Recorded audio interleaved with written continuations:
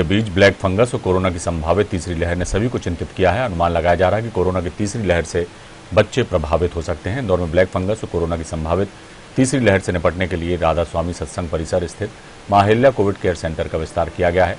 इसके तहत राधा स्वामी सत्संग परिसर में बच्चों के लिए अलग से 100 बेड का सेंटर तैयार किया गया है। बच्चों के कोविड केयर सेंटर में बच्चों के लिए खेलकूद और मनोरंजन के साधनों का इंतजाम किया जाएगा।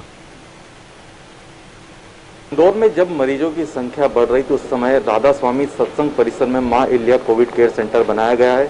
अब इसके विस्तार की योजना चल रही है और यहाँ पर जो है पोस्ट कोविड केयर सेंटर के साथ ही संभावित तीसरी लहर को देखते हुए बच्चों के लिए भी अलग से वार्ड तैयार किया जा रहा है। इस वक्त आपदा प्रबंधन समिति के सदस्य निशांत खरे जी हमारे साथ मौजूद है।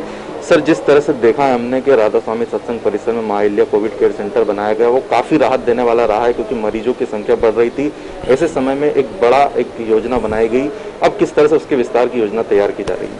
देखिए, अभी भी वहाँ लगभग 600 के आसपास मरीज तो आज की तारीख में भी एडमिटेड हैं, लेकिन एक जो संभावना व्यक्त की जा रही है उसको देखते हुए और अभी भी कुछ संख्या में आ ही रहे हैं, तो एक बच्चों का 100 पलंग का वार्ड जो है वो भी वहाँ निर्माण करा है।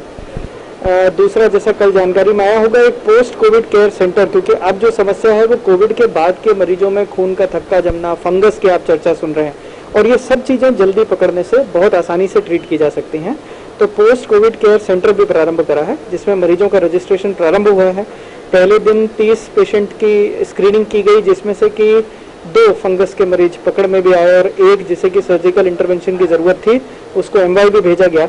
बहुत प्रारंभिक स्टेज में पकड़ लिया गया है, तो हम उम्मीद रखते हैं कि वो ठीक इलाज पा पाएगा। सर, बच्चों के लिए भी अलग से वार्ड तैयार किया जा रहा है। किस तरह से जो संभावित तीसरी लहर उससे निपटने के लिए किस तरह के प्रयास किए जा रहे हैं? देखिए, बच्चों के लिए 100 पलंग का वार्ड जो है वो तैयार किया जा रहा है, लगभग तैयार हो गया है।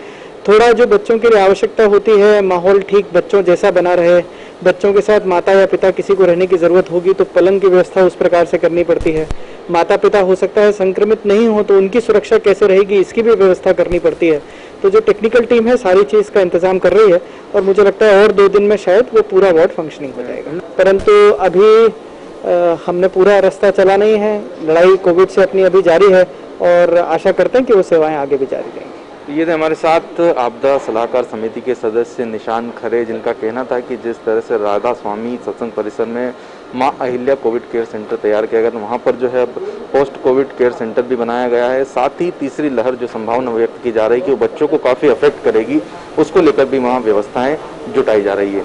कैमरा पर्सन अंकित शाह के साथ मैं अशरफ मंसूरी, न्यूज़।